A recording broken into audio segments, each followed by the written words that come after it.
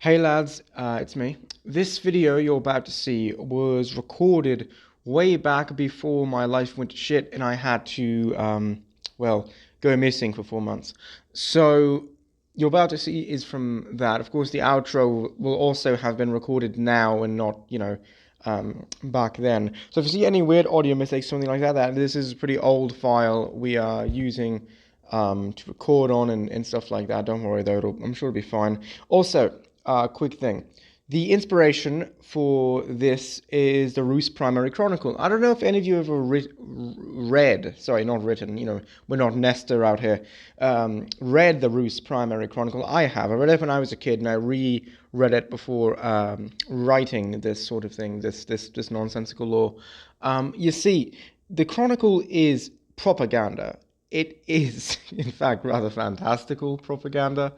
There's bits, if I remember correctly, where they trace the Slavs back to Noah and stuff like that. It's honestly balls to the wall. It's hilarious. So that's what this is inspired by, pure propaganda. So one could essentially take what's here with a grain of salt for the lore. It's a very unreliable narrator. What else did I want to add? Oh yeah, thank you for watching. Be sure to like, comment, and subscribe. Because apparently you actually do have to ask people that. Thank you for watching, and I do hope you enjoy the video. Well, that's it.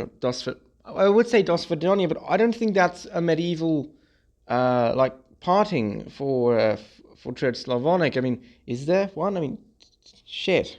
I don't even think there is a Church Slavonic way to say goodbye. Then again, are they even speaking Church Slavonic in this context? Wouldn't it be Old East Slavic or just East Slavic? Screw that. Just put on the video.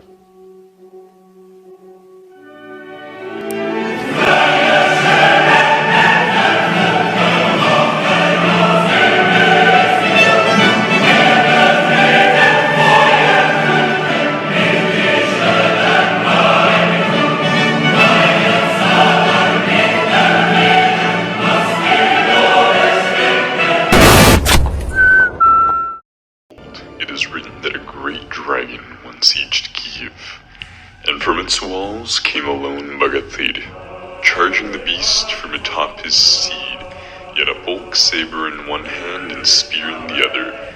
By God's grace and St. George's guidance, he slew the dragon, and was for this great act given the title of Prince of Yeruchensk, and given the name Draganov.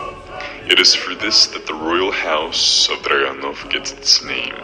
Furthermore, the tale of House Draganov's royalty goes as follows. Tsar Alexander Draganov, the founder, reigned from 1257 to 1289. Notable accomplishments include being the founder of the first Slavic settlements on the island of Altashke. Former Kievan prince, he managed to maintain a stable kingdom by changing the Rus way of state management to be more like that of the Western kingdoms. With this, he forged a new Slavic kingdom in the Black Sea. With the help of the Greek Orthodox Church, he was recognized as Tsar of Altashke. He named his capital, Nowy Kiev, as a tribute to his ancestral blood as Grand Prince of Kiev. Married to a Serbian princess. Legends say that when he was old and his mind was gone, he fell off a tower and died. Tsar Oleg Draganov the warrior reigned from 1289 to 1320. Known for almost never being seen without armor, Tsar Oleg was a brutal and bloodthirsty warlord.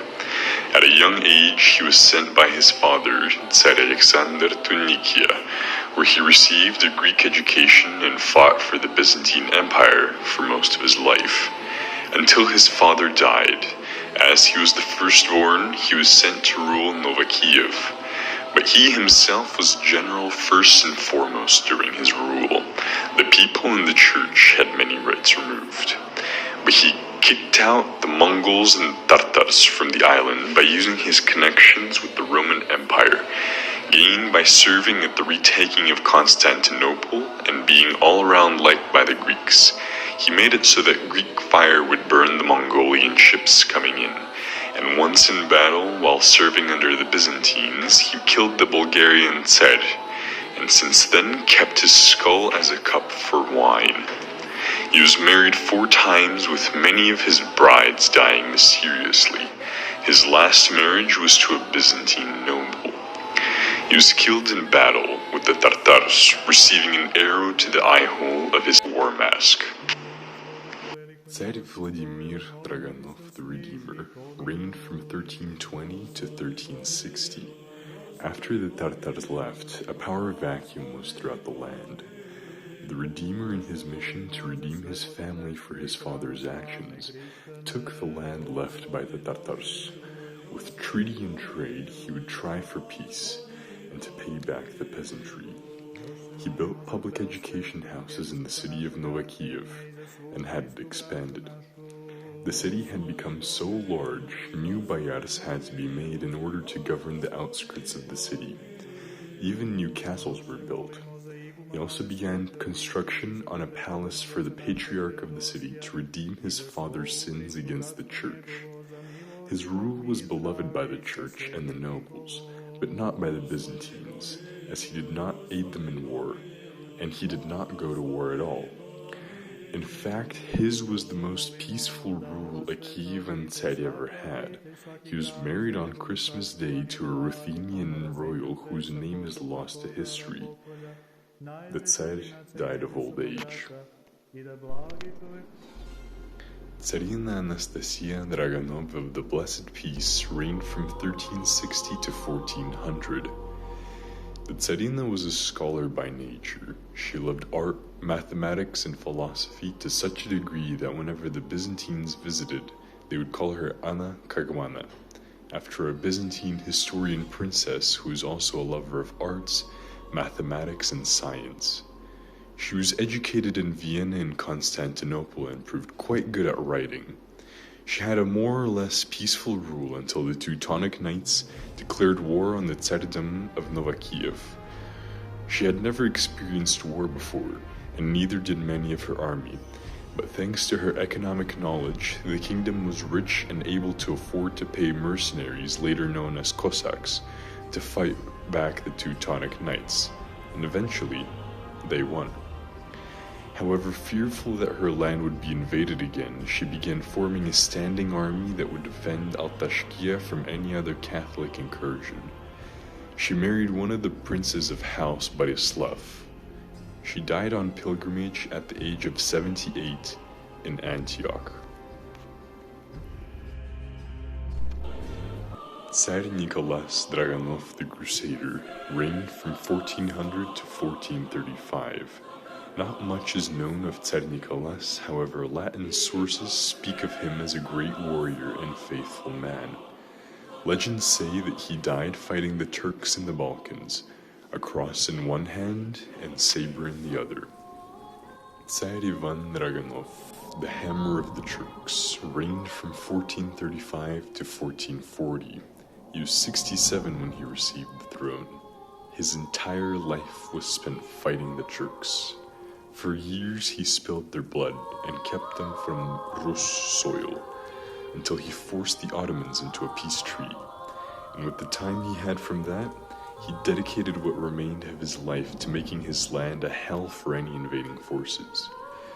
You see, over the years, many Tartars, Mongolians, Turks, and Teutonic Knights found themselves dead throughout the land and buried in the catacombs of the capital.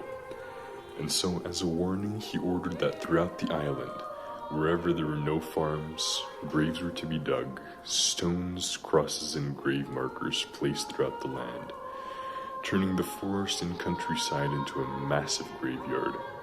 He married a Polish noblewoman named Elena Chaldowski and died of old age, leaving behind a poor but strong empire.